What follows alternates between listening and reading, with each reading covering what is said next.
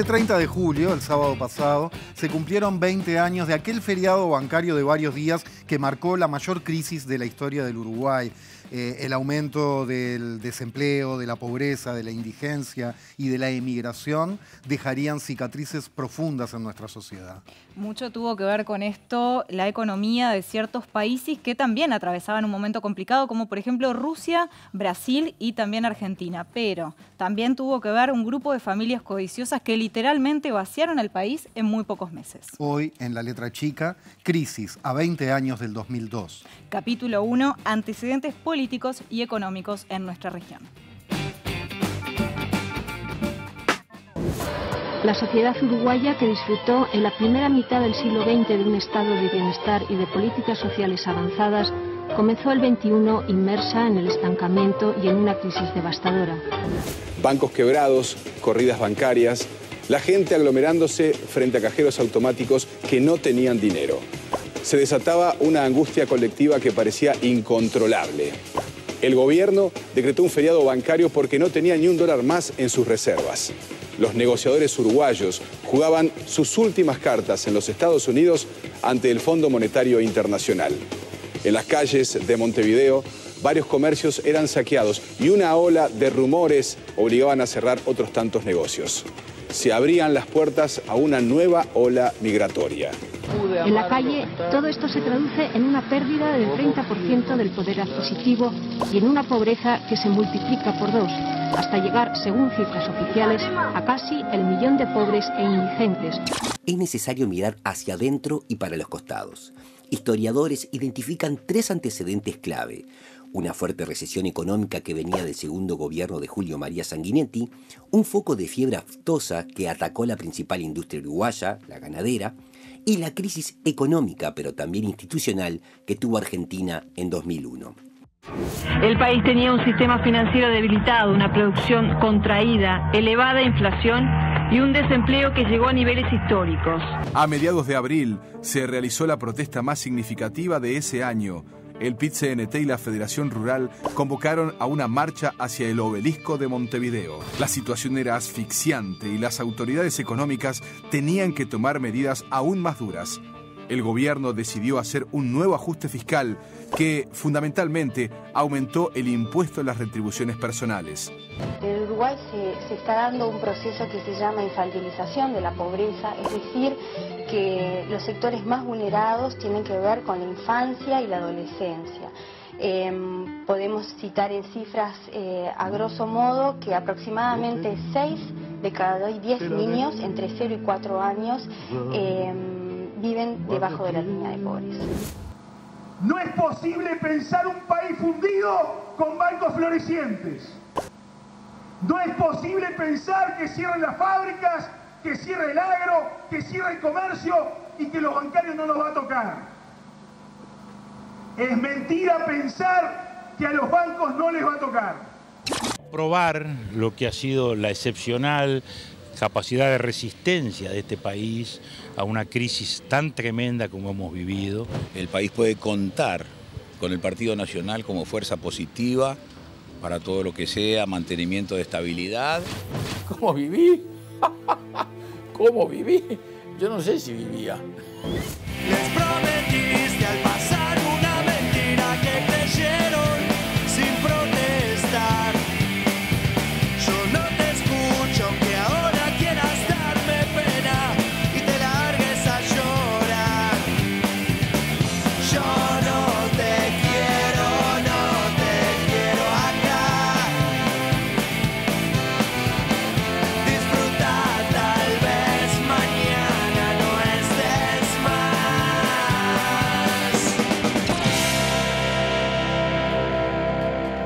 ¿Qué tal? ¿Cómo están? Muy buen comienzo de semana. Les damos la bienvenida a La Letra Chica y también muy buen comienzo de mes porque en este lunes 1 de agosto arrancamos un ciclo especial sobre lo que fue la crisis de 2002, que estaremos abordando diferentes perspectivas respecto a esta crisis durante todos los lunes de este mes. Ahí va, 5 tenemos, Buenas así noches. que 5 entregas. Buenas noches, Maite Sarazuela. Mucho para recordar, para reflexionar, para aprender.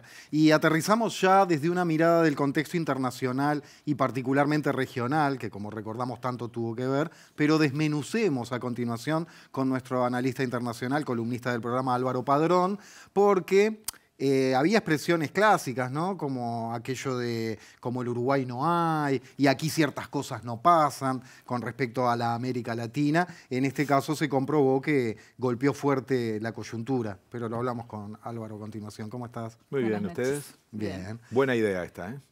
Gracias, nos alegra que te guste. Idea de producción, pero en fin. Vamos a darles el crédito. Nos alegra a todos. A quienes trabajan en este equipo. Trabajan, sí, cómo no, mucho trabajan. Sobre todo además porque es un tema que a algunos nos resulta contemporáneo, ¿no? Claro, la vivimos. Nos toca sentir, recordar. Yo en ese momento era el representante del PIT-CNT en el Mercosur y coordinaba las centrales sindicales del Cono Sur y imaginen esto que vamos a hablar, por lo menos lo que me toca a mí, que es mirar un poquito el mundo, la región y conectarlo, era algo que vivíamos todos los días. Y que hay cuestiones que siguen presentes también para muchas personas. Y aparte me imagino, Álvaro, que tiraste esa, ahora vamos a lo del arranque, pero qué discusiones calientes y de fondo serían, porque los pueblos y las centrales sindicales se jugaban, por ejemplo, el apoyo o no a sus gobiernos y a sus procesos democráticos. Sí. Digo porque tiraste eso de que coordinabas y ya me tentaste de tirarte esto. Y déjalo para una próxima porque a veces uno cree que los países son como unidades absolutas.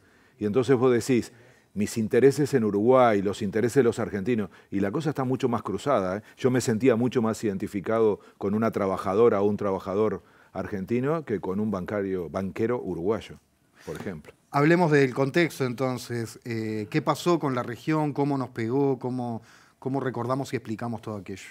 Y capaz que, bueno, me toca justo la parte más abstracta, ¿no? Porque recién mirando el informe y lo que va a pasar durante este mes, vamos a encontrar de todo, porque la gente la pasó muy mal, la pasamos muy mal.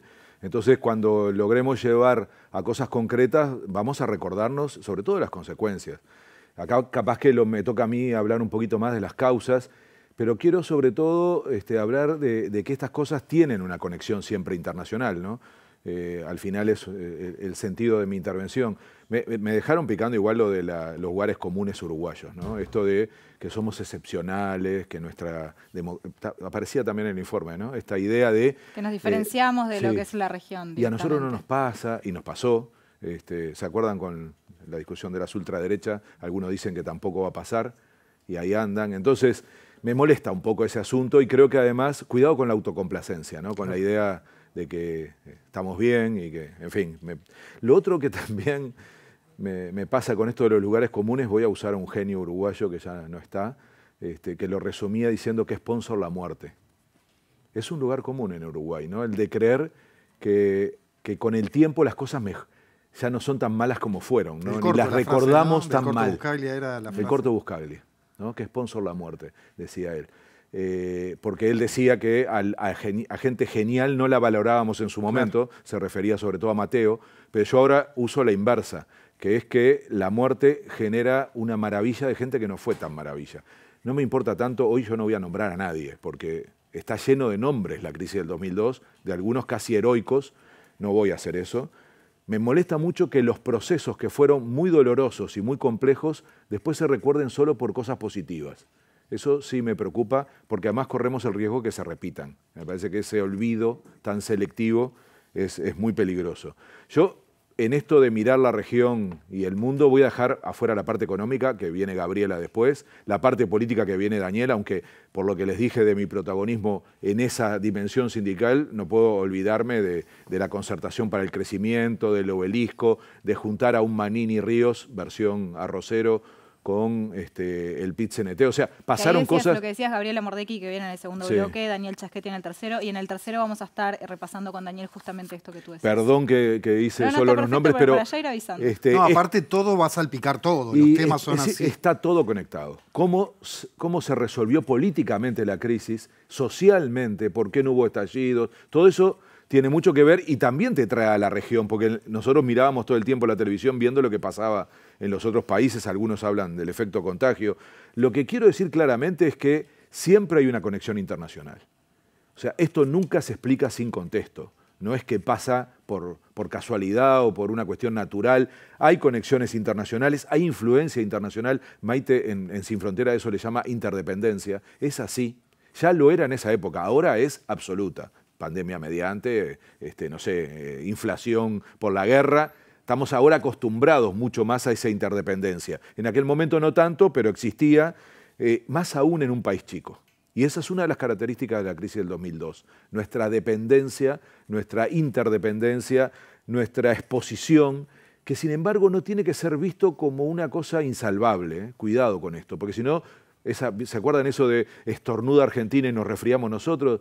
Sí, pero algo para hacer siempre tenemos. Y yo, si hay algo que voy a hacer crudo, es en decir en nuestros defectos, porque si no, siempre los problemas los vamos a tener con los de afuera y la culpa es de ellos, ¿no? Sobre todo Argentina, que nos encanta echarle la culpa a los argentinos de lo que nos pasa a nosotros. Entonces, hay que tener claro que uno tiene la posibilidad y la obligación de tener una estrategia. Y sobre todo de prever, porque países chicos es verdad que no se pueden escapar, pero sí pueden pensar qué hacer. A ver, hay que entender la historia también y hay que pensar los ciclos, lo dejo para Gabriela. Hay ciclos atrás de estas crisis. Hay ciclos, hay historia. Por lo tanto, se puede pensar en la reproducción de esas cuestiones. 1913, voy solo al siglo XX. 1913, para esto de la conexión internacional, se explica por la crisis en Uruguay, en 1913, una crisis tremenda, segundo gobierno de Valle, se explica por la Guerra Mundial.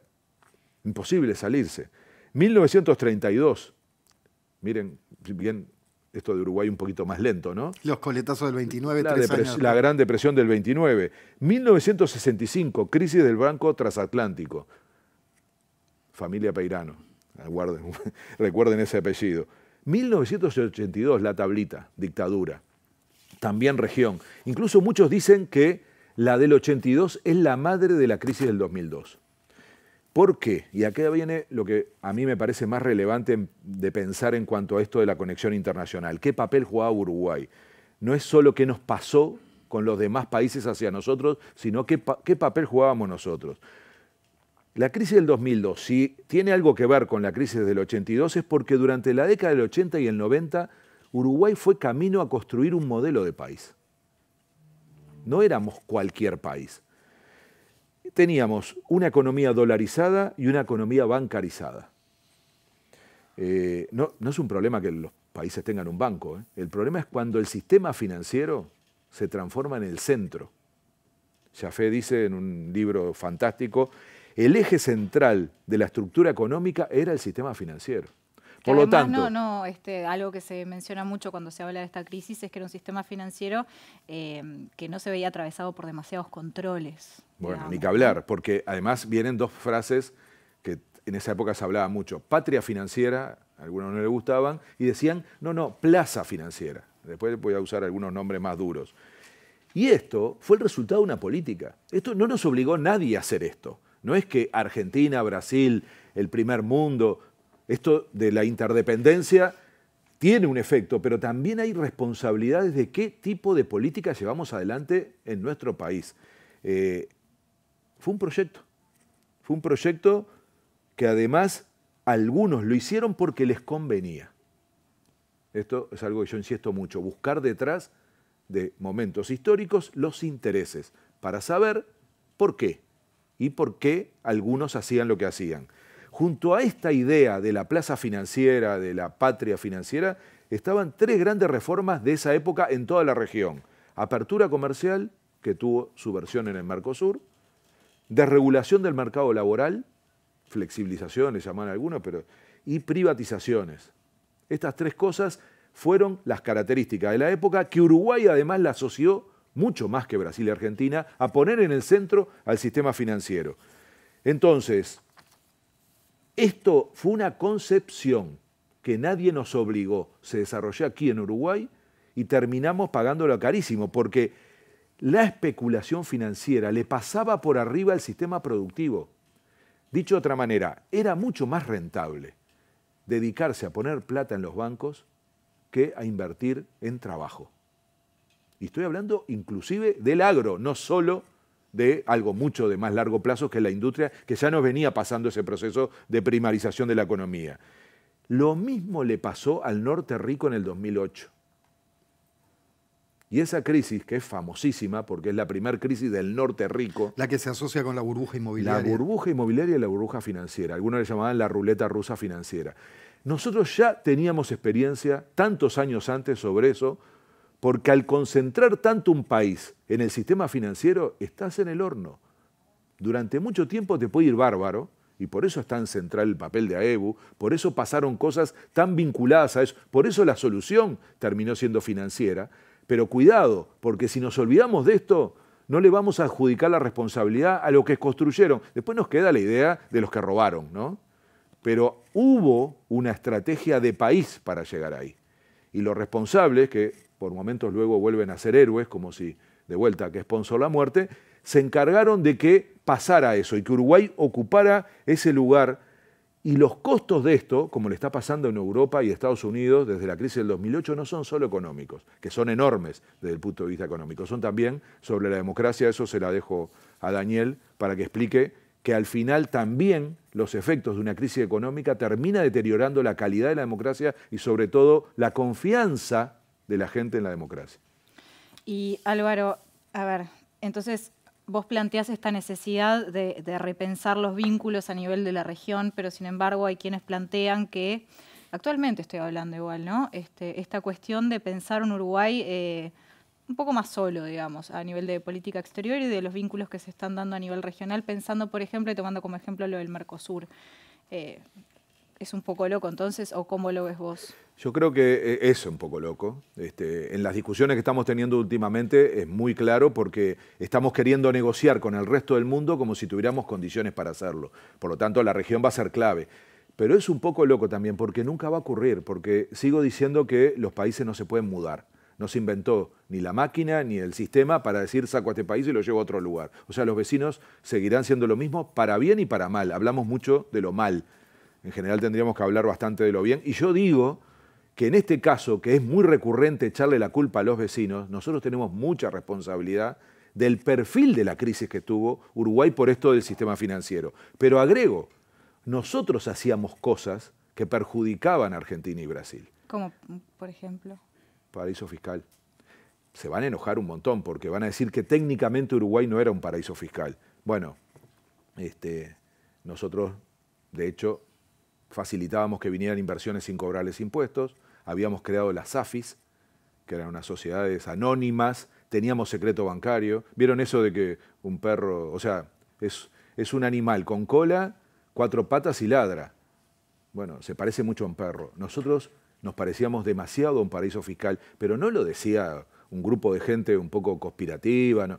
Lo estaban diciendo los organismos internacionales que ya le estaban poniendo el foco a Uruguay, solo que no les molestaba tanto, porque esto se lo hacíamos a Argentina y a Brasil, a favor de ricos argentinos y brasileros que venían a depositar su plata a Uruguay para no pagar impuestos. Y hubo un gran problema ahí cuando, por ejemplo, los argentinos la retiraron. Claro, por eso la debilidad de nuestro sistema, no culpa de otros, de nuestro propio modelo. Entonces, eso lo creamos nosotros, no le podemos echar la culpa a nadie.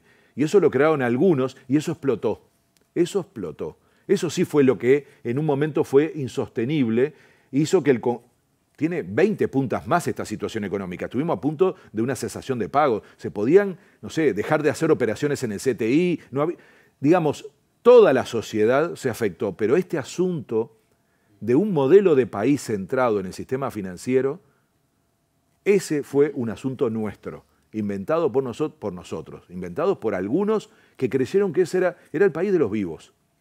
Era el país de los vivos. Entonces, cuidado cuando transformamos después los relatos en algo tan simple que se resume hoy en la culpa fue de Argentina, nos contagiaron y tuvimos héroes uruguayos que gracias a la capacidad de un sistema democrático que lo es, muy sólido, de una gran capacidad de cohesión social y política que hubo para responder, pero miren que lo que hubo que hacer luego fue desarmar esto que se había creado y vino ese desarme. ¿Y se desarmó lo suficiente? ¿Cómo nos ves hoy? ¿Y qué riesgo crees que tenemos de repetir errores en esto que varias veces has dicho cuidado? Bueno, ¿cuánto cuidado y dónde estamos hoy según tu punto de vista? Es interesante porque la pregunta es, ¿puede volver o ya quedamos vacunados? Yo la verdad es que no estoy tan seguro de que esto haya desaparecido para siempre. Es verdad que ahora hay muchas menos condiciones para hacerlo, entre otras cosas, de vuelta a la política internacional, porque ya no te lo dejan hacer tan fácil a nivel internacional. No estamos en la década del 90 que había una gran libertad en el mundo y pocos controles. Ahora estamos exactamente al revés.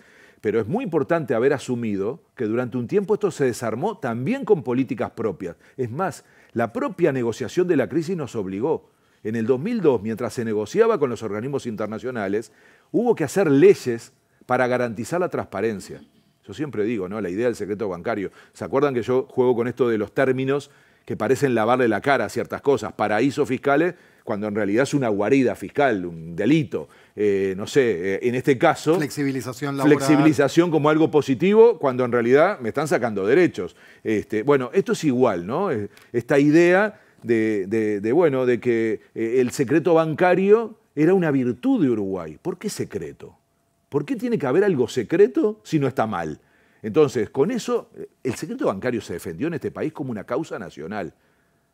La defendía gente que no tiene nada que ver con los bancos, como si fuera algo de ponerse la camiseta uruguaya. Bueno, eso no va más. Entre otras cosas porque nosotros, después de ese periodo, empezamos a integrar un sistema de información internacional sobre los impuestos. Y quién los paga y quién no. Lo otro que está pasando es que se vino una política a nivel internacional, ¿se acuerdan que lo hablamos el año pasado?, en donde se le busca cobrar los impuestos a las grandes fortunas, a las 200 grandes fortunas del mundo. 200 nada más, ¿eh? Si serán importantes, que con eso se piensa pagar gran parte del déficit fiscal que asumieron los países, particularmente del norte, por la pandemia, para tener políticas públicas y no dejar hundir las economías. Entonces, no estamos hablando de cualquier tema.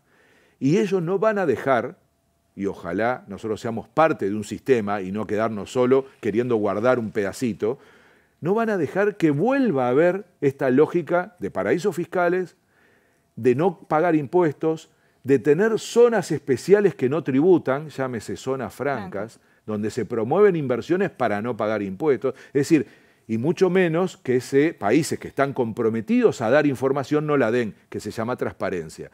Esto no pasaba en la década del 90. Y nosotros ahora tenemos otro... Ahora, las últimas... Hay leyes en Uruguay y decisiones que se han tomado que van en la dirección contraria. Hay luces amarillas que se están prendiendo incluso en la región.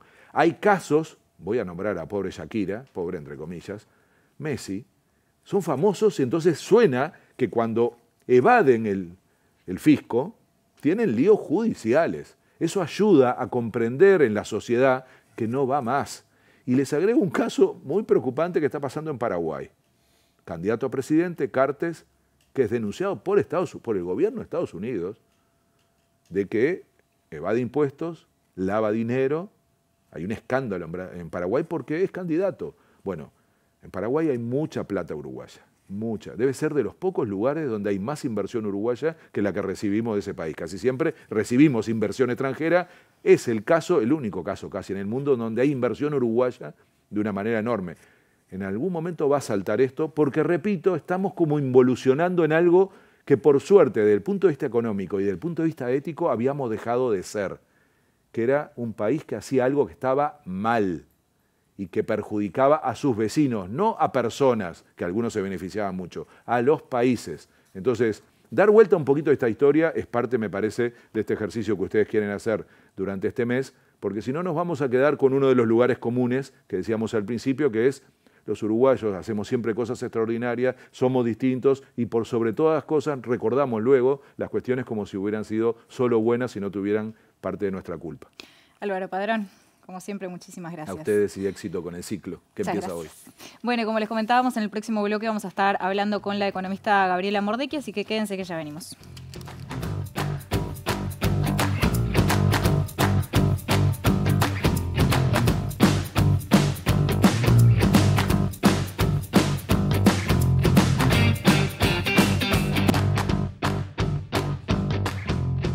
Todas las historias tienen un punto de comienzo arbitrario. Así arranca el libro de Carlos Teneri, que revisa los entretelones de la crisis del 2002 y que lo tuvo como protagonista en su condición de representante financiero de Uruguay en Washington. Pero esta historia no arranca con el derrumbe de la Argentina ni se circunscribe únicamente a lo que fue el año 2002.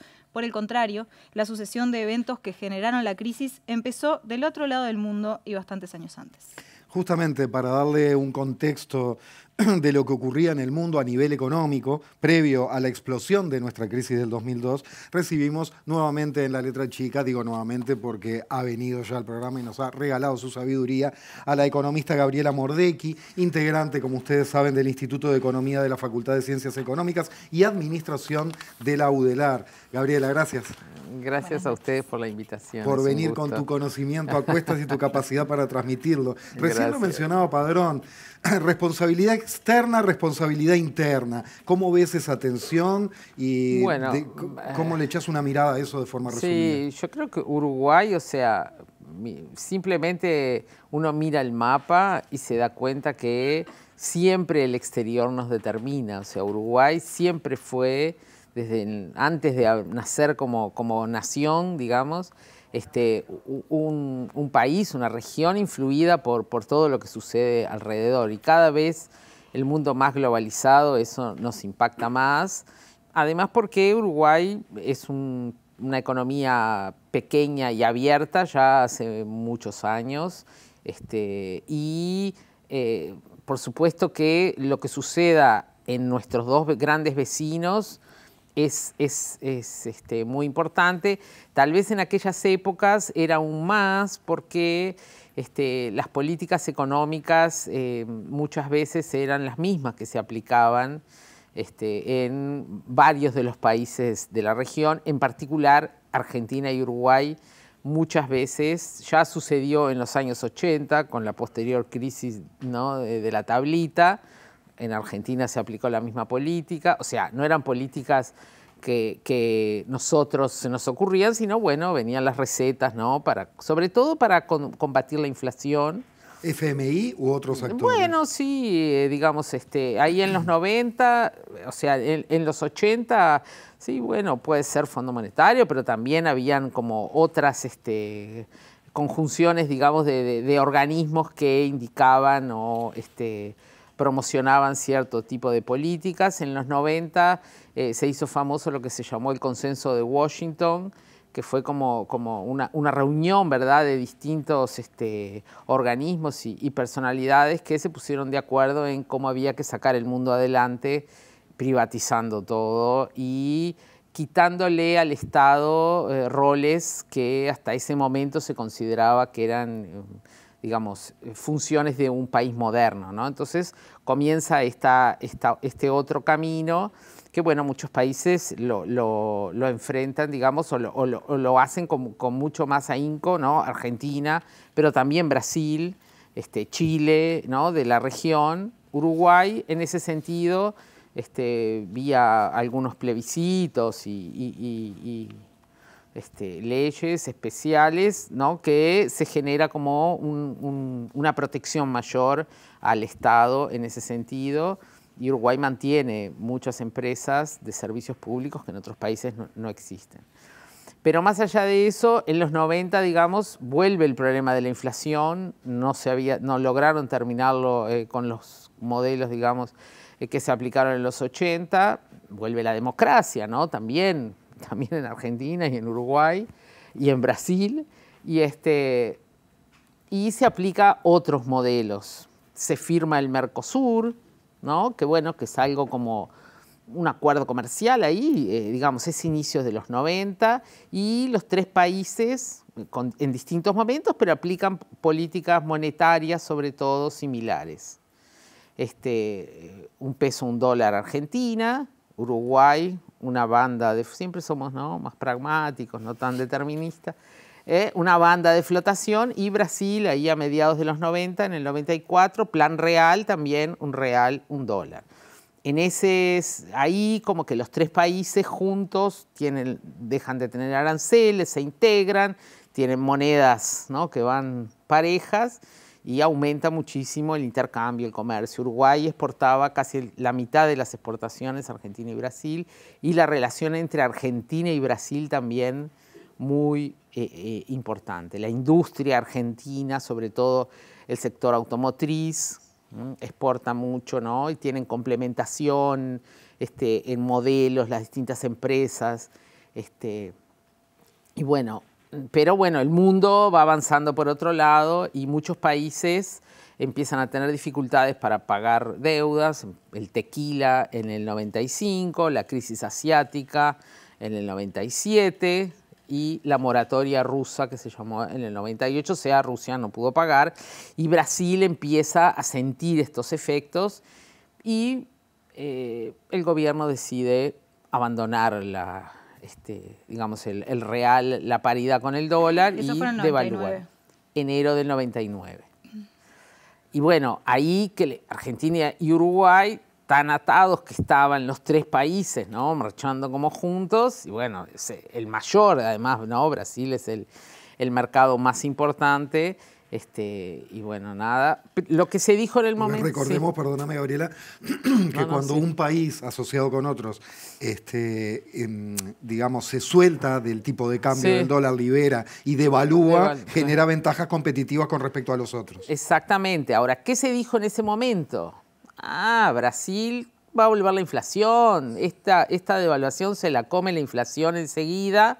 Nosotros sigamos, ¿no? Argentina, Uruguay, en ese momento quedaron atados a sus políticas. Brasil no tuvo la inflación que se esperaba y hubo, como tú decís, una devaluación real y los productos uruguayos y argentinos quedaron muy caros para Brasil y las empresas empezaron a tener problemas y ahí en el 99 ya comienza la recesión.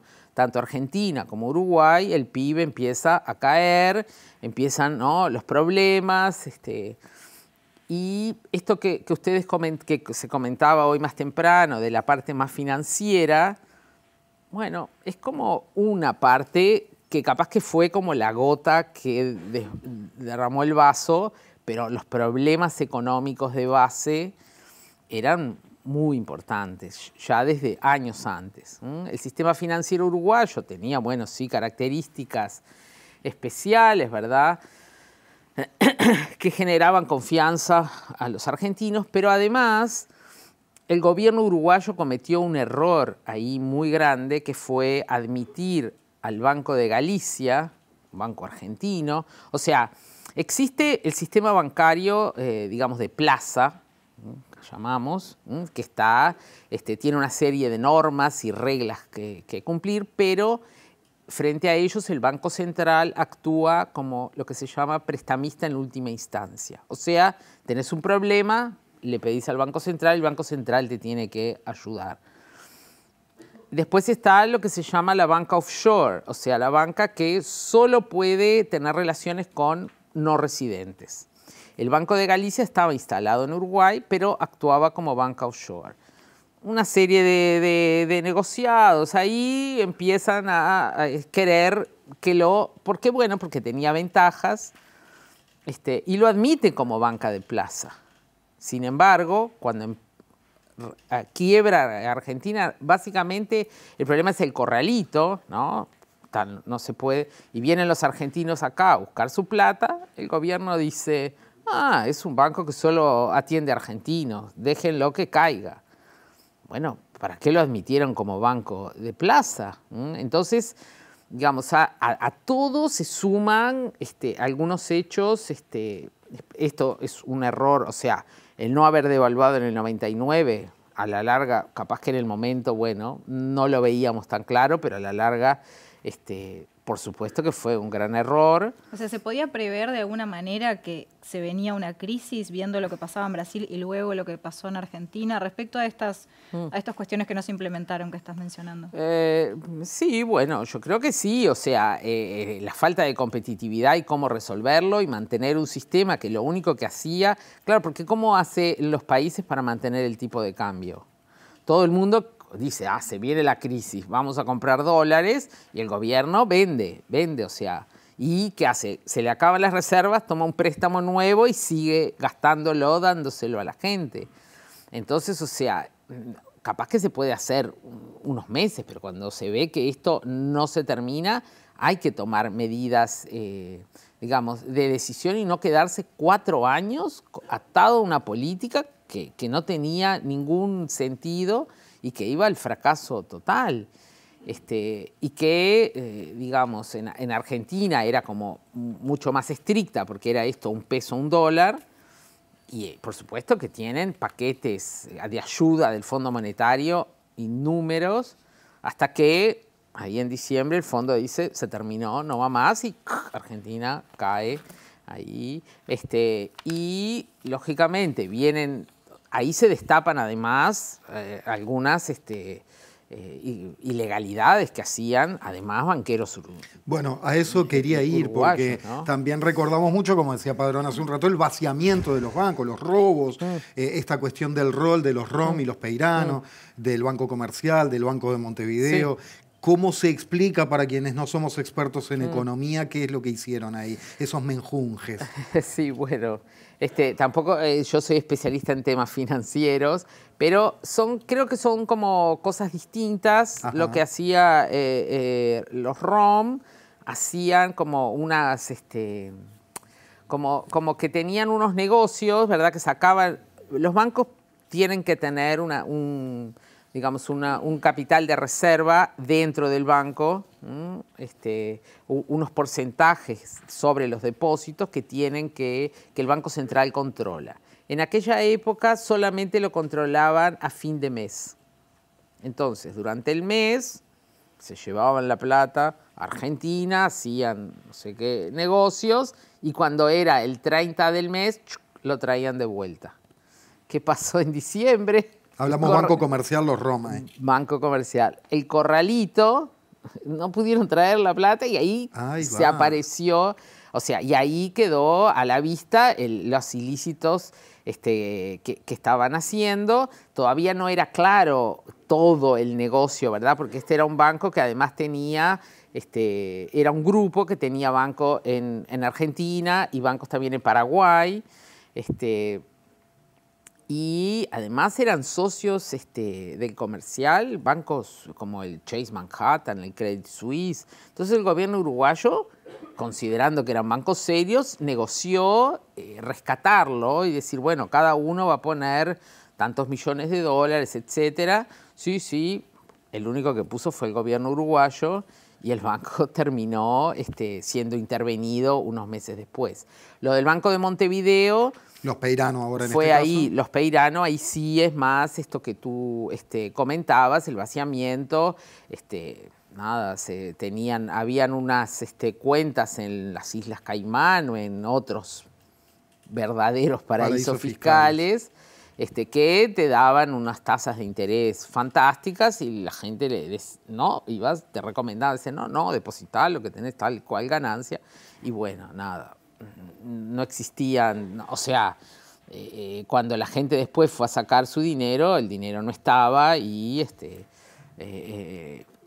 estafaron a todos los ahorristas y por eso estuvieron presos una cantidad de años. Gran parte se fue devolviendo con la liquidación del patrimonio inmenso que tienen esta familia, ¿no? Los Peirano, pero gran parte del patrimonio, como hay, no todos sabemos, una cantidad de estrategias para pasar los bienes a familia, y que se salven de eso. Que se puedan salvar y bueno, nada, no se pudo liquidar toda la, digamos, pero bueno, se avanzó en ese sentido. Pero digamos, esa es una cuestión como no sin importancia. Claro que es muy importante. Pero que no explica la base. Neurálgica.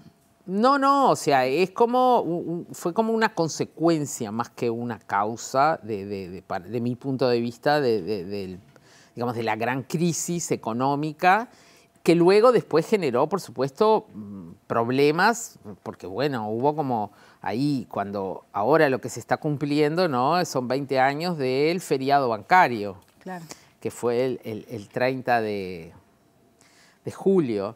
Y bueno, y allí lo que hubo fue justamente, dejaron de funcionar los bancos durante unos días. Para que parara la gente de sacar plata. Bueno, no solamente para que parara de sacar plata, sino para ver qué hacer, porque estaban estos bancos intervenidos ya, todos fundidos, o sea, empezaron a mirar adentro y no había nada, o sea, había que hacer como alguna solución más como de fondo.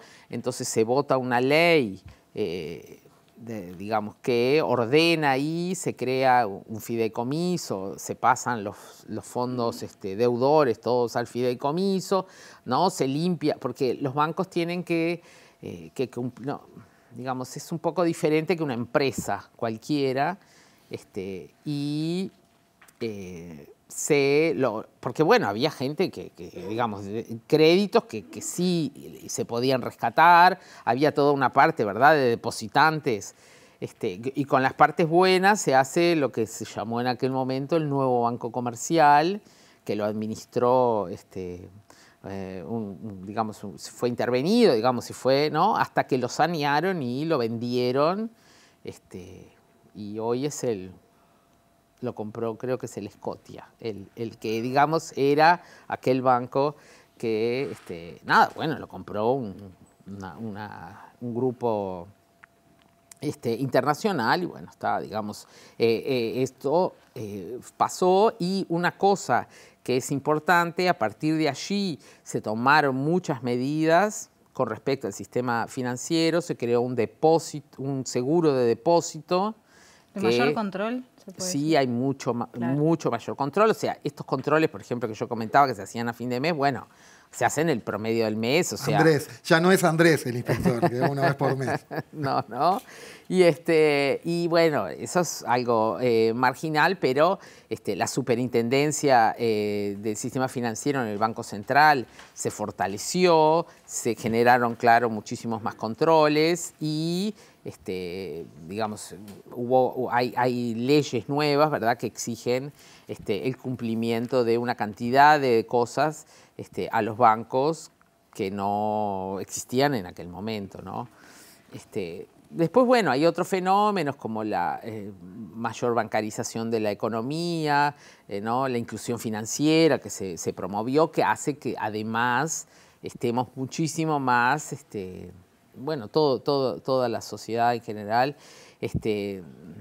mucho más, digamos, dentro del sistema financiero, todos los trabajadores, por lo menos, ¿verdad?, que en general, y ayudó mucho además a la formalización de la economía, a una cantidad de otras cosas, pero sí hoy en día hay un control, y además el riesgo argentino disminuyó fuertemente en aquel momento de la crisis. Alrededor del 45% de los depósitos de Uruguay eran de no residentes, claro, de argentinos, casi todo.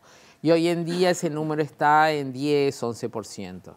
O sea, fue cayendo, hubo una cantidad de años que estuvo en 15 y ahora está muy, muy bajo.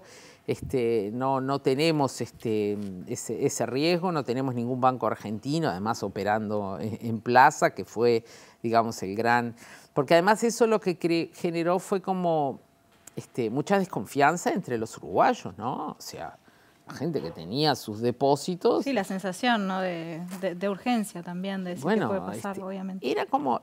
Igual hay muchas cosas que cambiaron, que no volvieron atrás.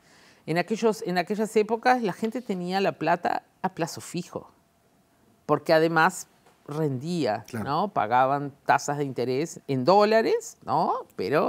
Y además, entonces, ¿qué hizo la gente? Bueno, se venció el plazo o lo sacó antes, pero en general esperaron, ¿no? Porque dio el tiempo. En realidad, después que Argentina quiebra en diciembre del 2001 y en Uruguay se abandona el tipo de cambio fijo en julio recién de 2002, ¿no? Entonces, bueno, nada, y la gente lo que hizo fue alquilar los cofres Ford y poner la plata adentro, digamos, bueno, que se acabaran los focos. El famoso colchón uruguayo. Sí, bueno, también, ¿verdad? Pero los temas de seguridad y eso como que hacen que tampoco uno pueda tener... Pero el tema del plazo fijo, por ejemplo, es algo que no ha regresado. En Uruguay el 70-80% de los depósitos son a la vista. Gabriela Mordecki, gracias por hoy. La seguimos en cualquier momento. Bueno, gracias a ustedes. Muchísimas gracias. Bueno, en el próximo bloque, como les decíamos, vamos a tener una mirada más política con Daniel Chaschetti. Ya volvemos.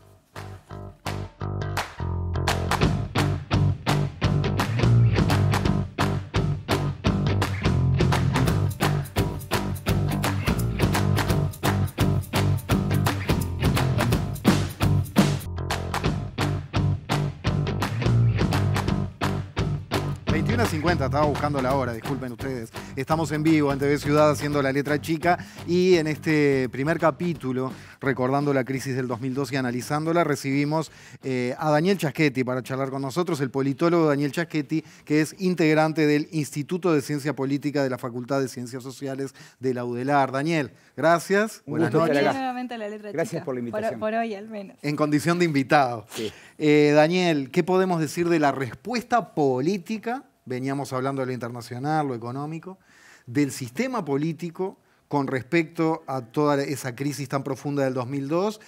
Ya hemos tenido alertas durante el programa de no creernos tan excepcionales, no creernos la gran cosa. Bueno, ¿cómo ves vos que reaccionó Uruguay? Porque hubo diferencias con la Fue una situación complicada, ¿no? Porque hay que pensar que Jorge Valle fue el primer presidente electo con el sistema de elección presidencial de mayoría absoluta con 2 vueltas.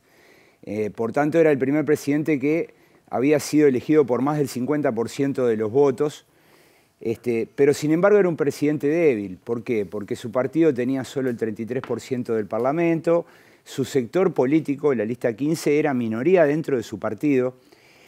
Jorge Valle armó una coalición con el Partido Nacional y bueno, debió gobernar en un marco de estancamiento y de crisis económica, ¿no? Muy determinado por el contexto de la región, de Brasil con esa devaluación, Argentina preso de una política cambiaria del 1 a 1. Y bueno, la popularidad de Valle, que el primer año fue muy alta, en el segundo año se licuó, ¿no? Cayó del 54% al 8%. Fíjate que... Qué fuerte, caer al 8%. Se volvió un presidente muy impopular. La crisis económica estaba basada en el hecho de que la economía no crecía, las exportaciones eran bajas, el gobierno tenía un déficit muy alto, el Parlamento aprobó a lo largo de esos 2 años un número muy grande de impuestos, 17 impuestos, algo que luego de la crisis del 2002 será distinto, porque la discusión sobre los impuestos va a ser una discusión muy sensible. Pero bueno, ahí aparecieron el impuesto a la renta personal, el impuesto a las frutas y verduras, el COFIS. Entonces, un montón de impuestos y sin embargo, aún así, cuantos más impuestos se ponían, más dificultades tenía el Estado para recaudar.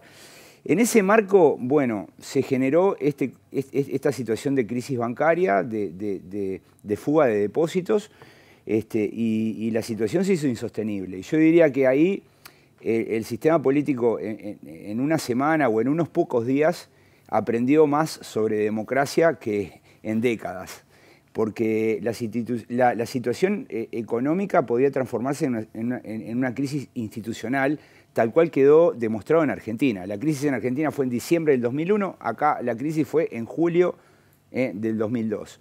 Y lo que ocurrió fue que, en primer lugar, luego de una interpelación de Curiel muy fuerte, donde el Partido Nacional terminó acompañando una resolución de disconformidad por la respuesta de Bención, que era el ministro de Economía, lo que hace Valle es sustituir al ministro, ¿no? Es sacar a Bención y colocar a Achugarri.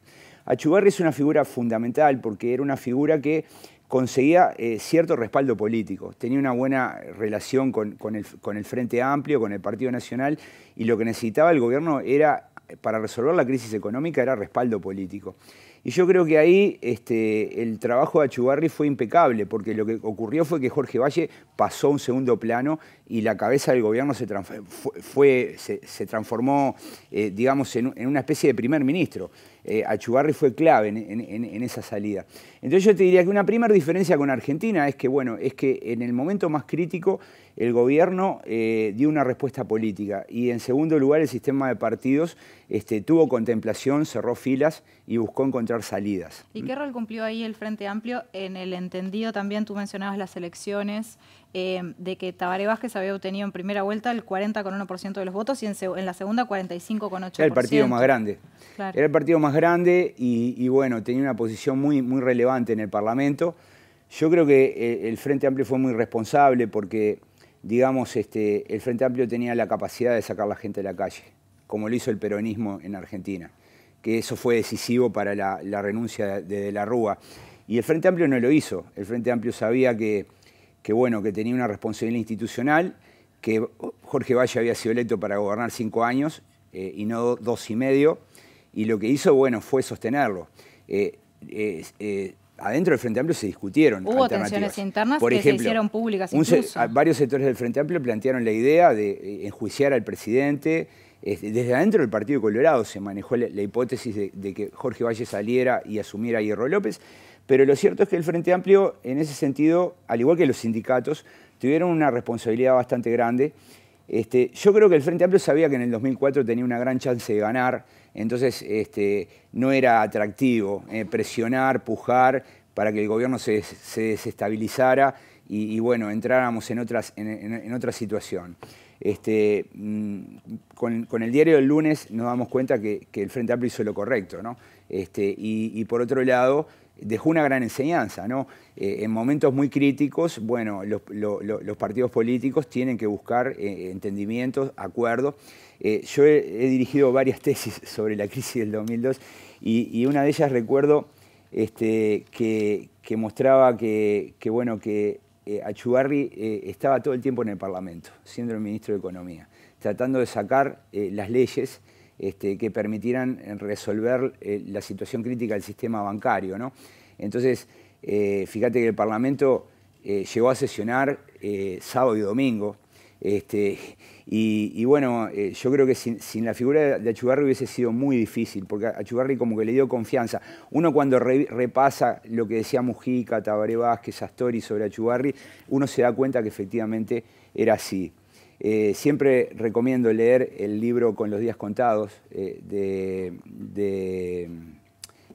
ahí no me sale el nombre del periodista, pero de Gabriel Paulillo. Paulillo, claro. Claudio Paulillo, perdón.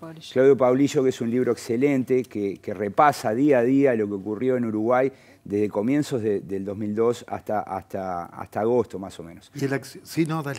Lo último que digo es que la coalición de gobierno que tenía que cerrar filas no alcanzaba para resolver la crisis. Por eso fue importante que el Frente Amplio se plegara y generara un frente común para abordar esto. Pero la coalición se rompió en octubre, ¿no? O sea, el Partido Nacional adentro tenía una competencia muy fuerte. Hay que recordar que la coalición estaba basada en 3 figuras: Jorge Valle, Sanguinetti y Lacalle Herrera. Lacalle Herrera se vio desbordado dentro del Partido Nacional por la aparición de la figura de Larrañaga, le juntó firmas para que la convención se reuniera, finalmente logró que el Partido Nacional saliera del gobierno. Yo creo que si Larrañaga no hacía eso, el Partido Nacional corría el riesgo de ser pasado por arriba en las urnas en el 2004 como le pasó al Partido Colorado. Creo que Larrañaga rescató al Partido Nacional. O sea que el costo político lo terminó pagando solo el Partido Colorado. Exacto, y desde el Partido Nacional se retiraron a tiempo. Sí, yo creo que el Partido Nacional debería hacerle un homenaje todos los días a Larrañaga, porque habitualmente a Larrañaga se le recuerda por otros hechos, ¿no? Más recientes, digamos, ¿no? O por ser candidato en el 2004, pero en realidad lo que hizo en el 2002 fue clave, porque tuvo la capacidad de darse cuenta de que, digamos que la decepción de la ciudadanía con el sistema político era muy profunda y muy grande. La herida que recibió en esa crisis el Partido Colorado como tal, ¿es la que dura hasta hoy, digo, en cuanto a cantidad de votantes? Sí, yo creo que ahí pagó un costo grande, porque en realidad, por un lado, perdió muchos votos con el Frente Amplio, pero también por otro lado perdió la mayoría de los votos, los perdió con el Partido Nacional.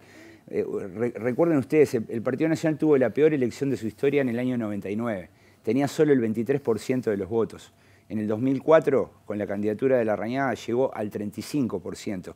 O sea, creció 12 puntos. ¿Esos 12 puntos de dónde salieron? Bueno, casi todo vino del Partido Colorado. Y ya el Partido Nacional no lo volvió a perder con el Partido Colorado. El Partido Colorado cayó al 10%, luego llegó al 17%, volvió a bajar al 12%, al 13%, y es en lo que está actualmente.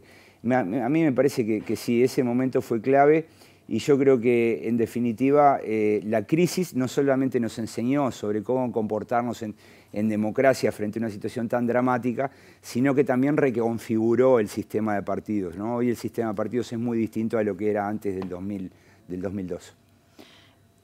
Una última pregunta. ¿Consideras que la economía determina la política o no? En Uruguay, al menos.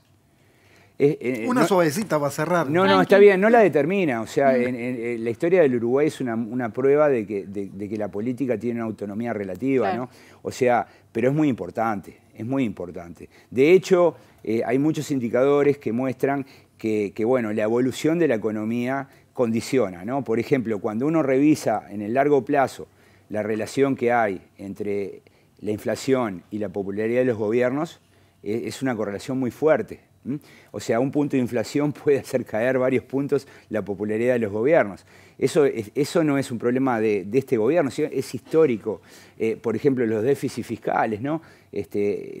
Hay varios estudios que muestran que, bueno, que en realidad la política tiende a empujar un gasto público procíclico y hasta 2002 todos los gobiernos terminaban con déficit fiscal. Entonces los que venían tenían que hacer un ajuste fiscal. Entonces, digamos que la economía condiciona, sin duda. Determinarla, bueno, a ver, los grupos económicos son influyentes y los grupos ¿Cada vez económicos... más en ese sentido? Sí, son influyentes porque financian campañas y muchas veces los programas de los partidos se hacen cargo de ciertos grupos económicos. Y cuando hablo de grupos económicos hablo de poderosos, pero también hablo de sectores económicos pequeños, ¿no? Que muchas veces consiguen que los partidos agencien sus demandas. Pero lo cierto es que la economía es muy relevante para la política. No la determina, pero sí la condiciona. Daniel Chaschetti, un gusto como siempre. Gracias a ustedes. Muchísimas gracias. El lunes que viene seguimos con este ciclo, como decíamos, 5 lunes, 5 capítulos en este mes de agosto. Hablaremos específicamente de los bancos y la crisis financiera el lunes que viene, poniendo la lupa ahí. Y en la pantalla de TV Ciudad se viene Línea de 3. Mañana en La Letra Chica vamos a hablar de felicidad, la máquina de ser feliz. Tamanana. Gracias por estar.